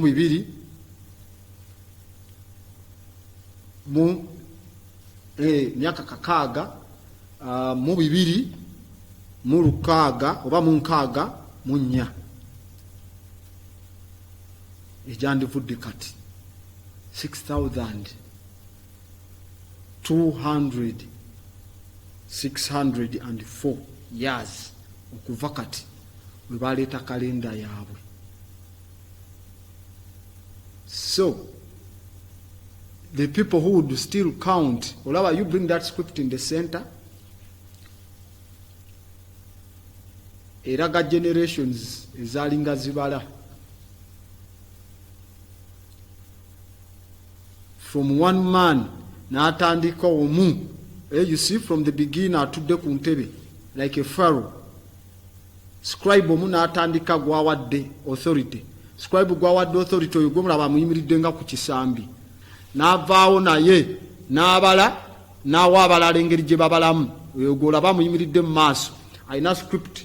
Tunulira ono atudde mu ntebe, that is Sarah Sutenra mutabani wa Katonda would be the pharaoh, atudde mu ntebe eya wano Achilles throne kati awadde vaija we bavisha we eyandibadde ng'omuwi w'amagezi we oyo akwasaganya messenger we n'amuwa engeri gye kirina okubalibwamu kubanga yafunye divinity ye mutuuseeko waggulu yayolekeddwa. And then happens kivaawo ye n'ava ku bisambi byayimiridde ku kisambi kye with the orders n'aziwa scribe oli gwe mulaba ayimiridde aliko obugambo waggulu nga kitegeeza ali mu kufuna instructions, speaking instructions, awandika bye bamugamba from the Pharaoh. Kino bwe kiti ne bwe kiti mulina kubala we muti kati wamanya nti tubala bwe tuti n'alyoka atandika amagezi gago okubala ne gagenda mu baana abalala kye tuyita intellectual cross pollination. Bwebo bulayini bwolaba bwabo n'omu babiri basatu bana abajja babalanga bonna nga batambulira ku kibalo kyekimu. Okay, ku kibalo kyekimu. But what happens waggulu waabo waliyo tie eyo wogiraba ey'abantu ab'enviiri eza black abalala ne baddaka black abalala si black ne baddako nga kyega boolaba n'enviiri ennyingi eza black bye ez'abakyala eziflowing ennyo. So you see 1, 2, 3, 4, 5, 6 abandi badenga musanvu. Kolomo yandibadde ng'ey'omusanvu nti buli tayi yabeerangamu abantu be baasibanga 12 script yandibadde yeeyongerayo but you have to cut it short ufuneko inspiration oba obeeko nekyotegeera ekyenjawulo. But underneath wansi wa Pharaoh walingayo abalala abakwasaganya ebintu bya judgment ku records. Kyovolaba waliwo abasatu emabegawe wansi w'entebe ye abeetisse enjole zammwe ababa wa rekodi nti mu mwaka gwa gundi era nga obalaba that is a tie of 3 obalaba basatu wansi w'entebe ya Pharaoh waliyo basatu abeetisse n'abalala basatu abateetisse ze ziri thothi yake esatu ze twayogeddeko ze baabala. Kati endala we bandigibalidde Africa was under attack thothi ya cycle teyabaliba kubanga already system eno Justinian yaze nga agijjeewo nga abawalabu bazze bali tebanajjana nnyo Abagreek Bamacedonian ziba nga attack zizze civilization ey'okubala kuno neba nga tekyaliwo singa it wasn't attack singa embala eno ekyakola ki ekyatambula egenda maaso. Kati esatu ezo ze baabala zezo record ze baabala nti olunaku olwatuuka nti first year oluvannyuma lw'emyaka 1460 Zulu ye yali abala. Kati beebo be bateekangawo ng'amanya gaabwe okujjukirwa abasatu era mamizi zaabwe oba enjole zaabwe zaggyibwangayo ne zijjukirwa nti be baabeerangawo ng'ababazi bakastodiani ba kalenda ku lunaku oluli official and divine year after emyaka 1460. Simanyi oba bensomesa tebeebasedde oba babitegeera. Era bw'otunulira script ezo Pharaoh nga waatunudde bw'awa instructions omusomesa waba awadde instructions omwana vision avuddeyo n'aziwa scribe waazifunye abamuli emabega bonna batunudde mabega kuba agenda kugamba muli emabega n'omu n'amuddako agamba oli n'oli. That's why you see cycle bo batunuddewa eri because batunudde eri bamanyi gye balaga nga Pharaoh gy'atunudde. It's where the vision gyeri we are waiting for the next season kyova batunudde eri vision gyeri era no nagijje wa Pharaoh agirese n'aba nga atunudde n'agiwa ono agireceiving n'atuuka agiwe bali batandika okuba nga batwala. Kansubire muli we twatandikidde baganda bange. Okay, now njagala script eno leero tugimaleyo tumaleyo ensonga eyo tugende ku ndala. Second okay, the second ekyokubiri kuba twalabye migaso ebiri ogwasoose ku enable modern astronomers okudetermininga ddi we ba adoptinga kalenda ne bagamba kalenda bajja adoptinga masekati g'omwaka 4245 BC ne 4224 BC. Ne bagamba second ekyokubiri the second consequence eyaku adoptinga eya Egyptians okufixinga solar calendar kalenda ekwasaganya omusana kyali kikozesebwa okuleeta masekati agaliwo the rag between masekati ki awo akaggwawo ng'ensusuuba mu season eri nakyo nga zireetebwawo eyandibadde rhythm ey'omugga gwennyini gufuladinze gukoze eki nga gwe wetwagulaba eyo rhythm eya agricultural rhythm gye twalabye ewamu ne official season eziri official ezikozesebwa gavumenti ezabesinganga ku mwaka ogw'ennaku 365 ogwawe it was the official calendar ey'ennaku 365 the farmers nga bakozesa eri ey'ennaku 364 and quarter wetyo paka kati ekyabaleetera okudetermininga eno kalenda neeno zaali zibala zitya waliwo ezatazikiriziganyanga mwezi tezakiriziganyanga myezi paka wezimala omwaka mulamba oluvannyuma lw'emyaka 1460 great calculation basajja babazi yeti baveyo bagamba abafirika they were living in caves ebyo babikolera mu caves nagamba noonya world's deepest caves and largest caves ziri mu Italy ziri mu France ziri mu Germany wanoteri. Those were the whites were the cave dwellers. They lived in caves in ice age to avoid coldness ya balafi. Era we baberanga mu mpuku mwe ba sasanyanga kalimbwe empitambi zaabwe. Chovola abazimba enju nga basula nebbi mu kisenge n'agamba nyumba ya bagaga self contained. Nolowooza ogenda kulooza, you sleep with fishes in the bedroom. You a rich man. Meters asatu mu bbiri ze batugamba musanzi tozirina. Oyina akakomera enju yo teweza na meters okuva ku gate yo teweza meters meka kati osikusula naye munda. Improvisation yakataka katinyo kazimba kalina okubeeramu ne mwenyigiramu ne muzimba butoyi n'obuyunguyungu munda concept y'abazungu kuba be bakolanga mu ki mu biseera byabwe ebya ice age. Chovola bembwa zaabwe zisanga mu nju biseera ebyo nga banywa dogs milk bagakama kati bazijjukiranga bazirya mbisi tewali muliro. Chovola nabo bazijjukira azita hot dogs balyamu nga nfumbefumbemu. Chovola omuzungu enju abamu n'embwa mu ntebe newa naye wano embwa yaddungwa embwa zinaka eriewa ebweru mu nju ebe enoonyamu ki. Embwa in Africa mu nju terina kyenoonyamu ebeera bweru erira bweru ebyayo mu nyumba yayo endala, but because the white man is in the cave dog tejabera mu cave ndala nga abeera eno bamulumba nga tewulira, so he has to stay with the dog inside the cave. So when they were in caves, the Africans were into the zenith of astrophysics. Bali babazi nnyo. Okay, next paper ne bagamba lageno ensusu beno masekati okusooka teyasooka kutambula nnyo naye okubanga olunaku olusooka being one day olunaku lumu mu luvannyuma lwa myaka 4 kyayongera katini mpola mpola okuva ku wiiki ne kigenda ku myezi, then ne kiva ku myezi ne kigenda emyezi 2 paka official calendar ya weyagenderangayo mu busukulumu bwennyini obwa natural season eyaberanga eya Peret. Omwezi ogwo ogwetiddwa ogwa Peret ogwe twagambye ogw'okusimba.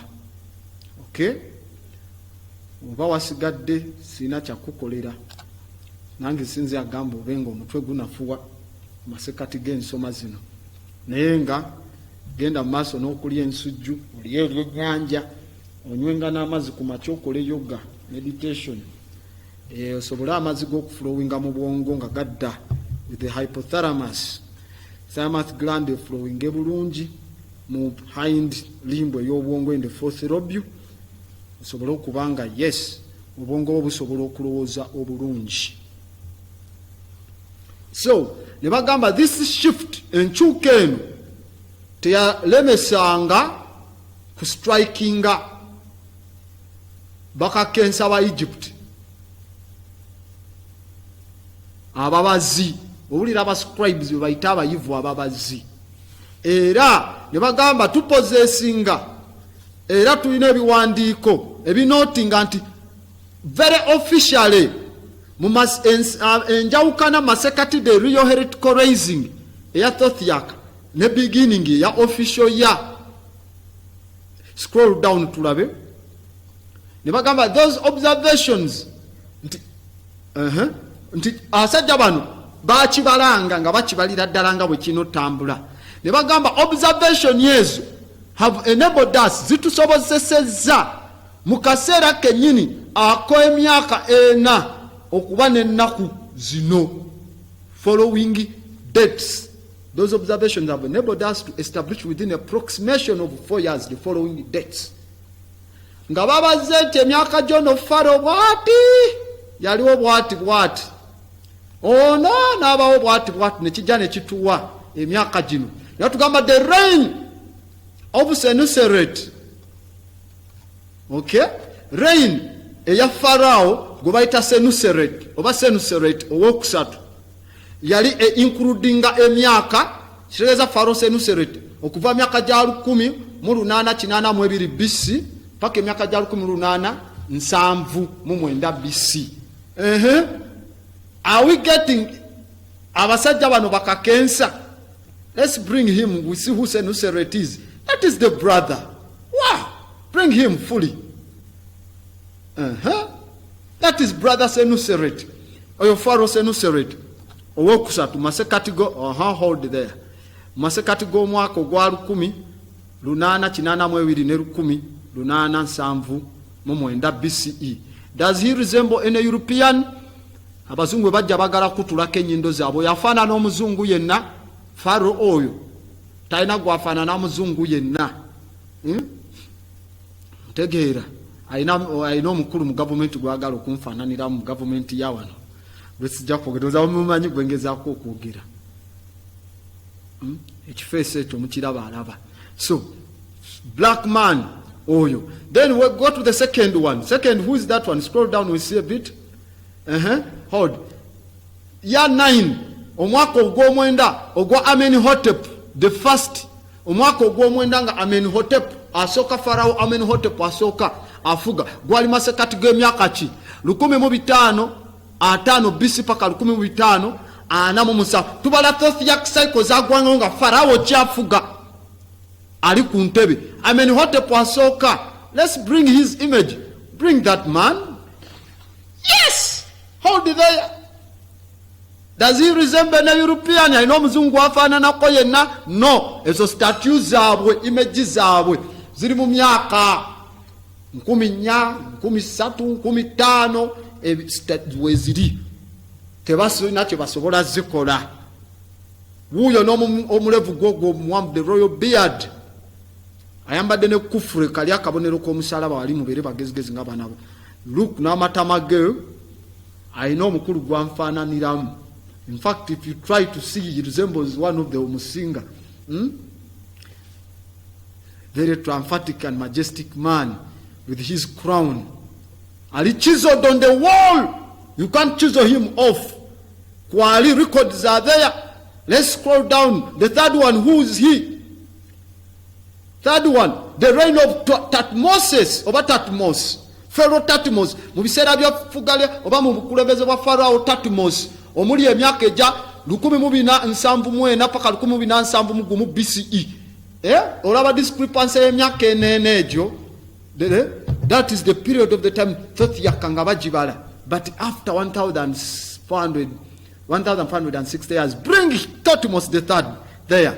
Wow. Woo! Your body. Dark-skinned man. Jet black.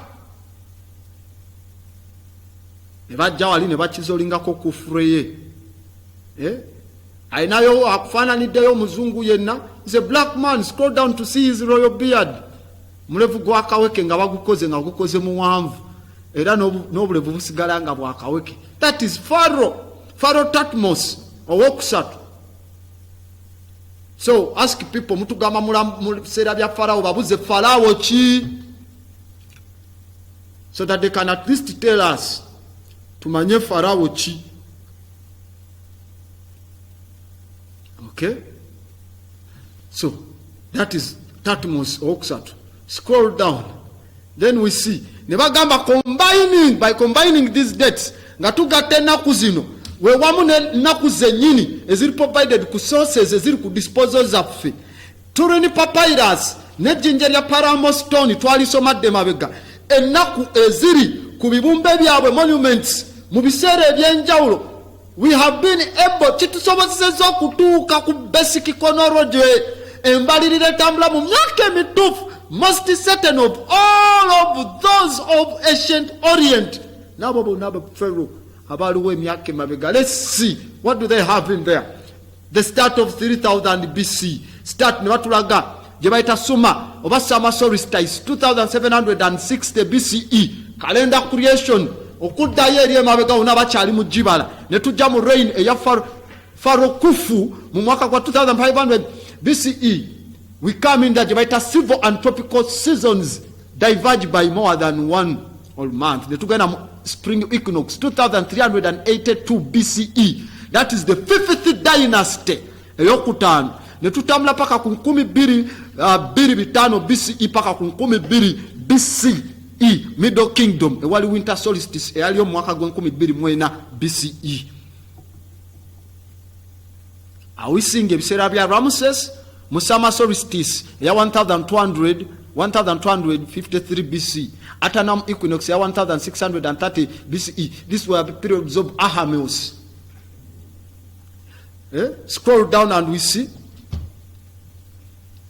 bagambe it's set kisandika beginning ya history ya Egypt mwemu ku 13 eyo yandibadde ya waggulu eya Menetho. Great division may be dated as follows. Scroll down and we see the Old Kingdom 3rd to 6th dynasty. Old Kingdom masekati ga 2750 BC paka 2200 BC. 7th to 10th dynasty, the intermediate period. All of those ezo zonna periods ezijja ne bakulaga 11th to 12th dynasty, Middle Kingdom 1150 BC paka 1708 BC. Dynasty eya 13 ne 17 yeyo mwaka gwa 1708 paka 1508 BCE. Ne tugenda ku 18th ne 20th dynasty. Scroll down gye bayita New Empire. New Empire yaliwo mu mwaka gwa BC 1508 paka mwaka gwa 1800 BCE. Ne tugenda kujja bayita 21st paka to 23rd dynasty. Dynasty ya 21 ne 23 intermediate period yabata the third intermediate period. Eyo ne tulaga kubanga twalabye first intermediate period eriwo mu 7th dynasty to 10th. Second intermediate period eriwo masekati ga 13th to 17th dynasty. Then third intermediate period eriwo masekati ga 21st ne 23rd dynasty. Ne tuwa ne 24th to the 30th dynasty eya new era yerimu BC 730 to 330. Awo Alexander najja ne ba Macedonian awo Egypt wekoma ancient lino okubala. So they say the conquest by Alexander of Macedonia, not the great Alexander the barbarian, the Greek, mu mwaka gwa bisatu. Organize the studio line as people bisatu asatu mwebiri BC marks the end of the history of pharaonic Egypt. Oba Pharaoh webukoma mwaka gwa bisatu asatu mwebiri Alexander the barbarian and the beginning of the Hellenistic period. We have cross reference on chapter 6. In chapter Jatandika koyitibwa the Nilotic environment. Nilotic environment. Studio line, a few minutes. You have to be brief. Oyina kubanga oyita mu bwangu 0757 tetujja okubanga tuyita okubanga twekenneenya ensonga zino abasajja abali abagezi abayirimu naye kati obuuza ffe tuli tutya tetujjukira. Omuntu ayinza okuga nina emyaka 4 n'omugamba emyaka 4 kati omaze ku nsi ennaku mmeka? Oyinza n'omukuba emiggo wetwogerera. Bana tusigaze dakika ntinya anakuba kuba ku 0753193226 oba osindike message ku simu eyo yenyini. Okay, cool. Yeah, studio line tumaze giteekako ojja kubanga oyita okwo tubeere nga tuwunzika olunaku lwaffe tulabe enkya kwe tujja ate okwongerezeganya oba okwongereza nga tutandika okuva wetukomye. Tuli ku kitundu kya 7 ku General History of Africa. Ku simu eyo twogerezeganye. TV Africa. Halo? Esebo twogedde nani ono? Esebo mukulu bwogi. Abasajja nga balimba nnyo. Bano omutuufu tebamwogera. Boogera balo aba tebakusobola kwogera linnya nongero takoona. Esebo ashe. Esebo ashe bojo. TV Africa halo? Halo? TV Africa halo? Halo? Okay. Tosobodde kwogera naye nga tukutte. Studio line eri open ku 07531932 ojja okuyita. Mukulu bwojo agambye tebasobola kwogera farani akugamba abafaro bangi okamala. TV Africa. Esebo kulanda bodi. Esebo TV Africa kuli. Mpiti bwa Serunyigo kikomeko na kusomba te siriko manyizo zonga nnyo. Esebo mukulu Serunyigo. Onasonyiwa ne badde okirasi ngira bye yeyo yennyini. Tukwebaza okutava ku mulamwa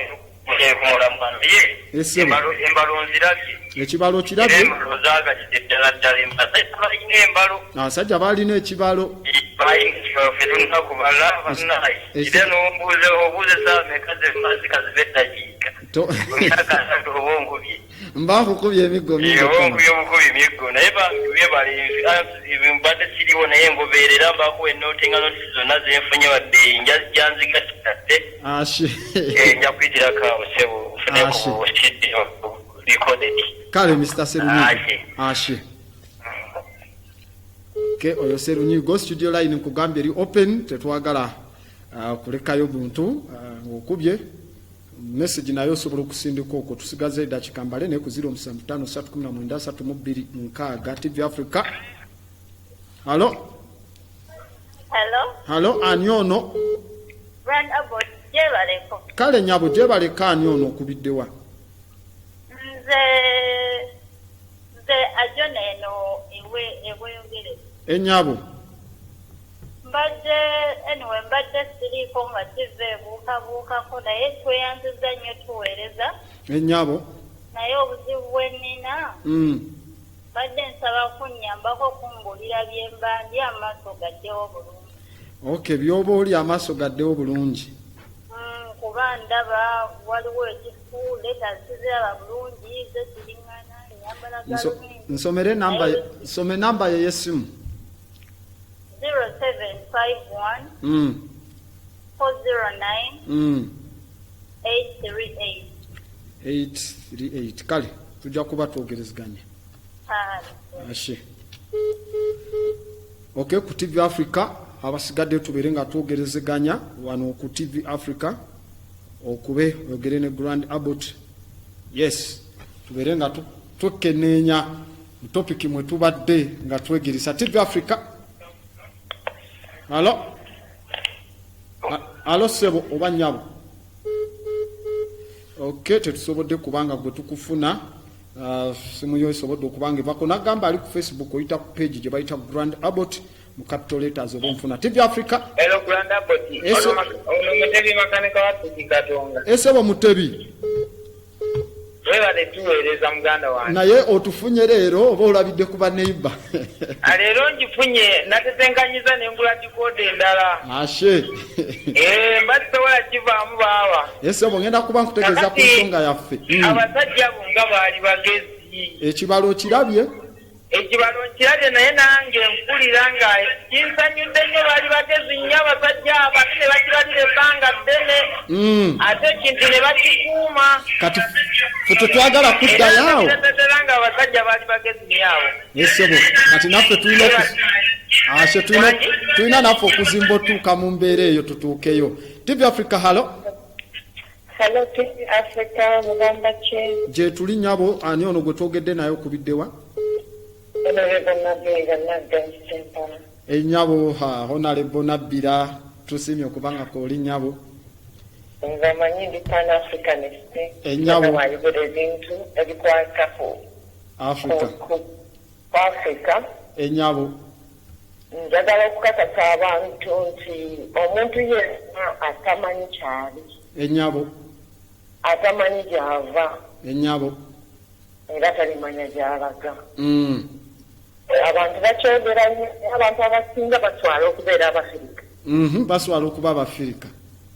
Era alwana nnyo bwe kikwata ku Muyisirayiri, n'alwana nnyo bwe kituuka ku Muwarabu, atta n'omuntu. Toyogera ku kya Isirayiri, toyogera ku Muwarabu waffe. Naye obwo obusibe businga n'eruzira. Obwo obusibe obw'omwoyo n'obwongo. Era kyova olaba nti Afrika abasinga batambula naye bibudubudu. Obwongo babujjamu dda bafu. Munda temuliimu myoyo. Ng'omuntu akugamba nti bw'olanya ensi etaliiyo ng'ogitwala nti yenkulu. N'olanya ensi etaliiyo n'ogitwala nga nkulu. N'olanya Katonda atasobola kuba na linnya mu lulimi lwo. Ekitegeeza ggw'oba watunda omwoyo. Kutegeeraho nalebo. Abafirika batunda emyoyo gyabwe.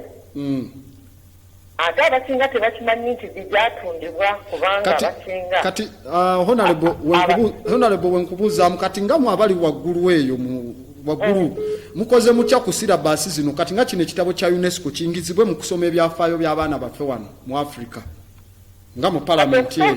Okusooka nze nebaza TV Africa ne Dr. Kiyola Nkuba wamu naawe Enyawo. Okuba nti okusoma kutandikira mu bantu kwagala ekintu abantu kye batategeera abasinga balowooza nti Obufirika kitegeeza sitaani ekikolimo era abantu babayigiriza n'ennaku zino nti bw'aba akuba obuwangwa bwe akuba ekika kye yensoba kati ey'omulembe akuba bajjajjaabe omuntu alina kusooka kwegaana Bufirika Katonda omumanya. Buzibu bw'amaanyi. Kati abantu ate ng'ekyo ekirwadde kirenga kansa kyakwata buli muntu ate n'omuntu gw'olowooza nti ate. Wherever you go, teach the world.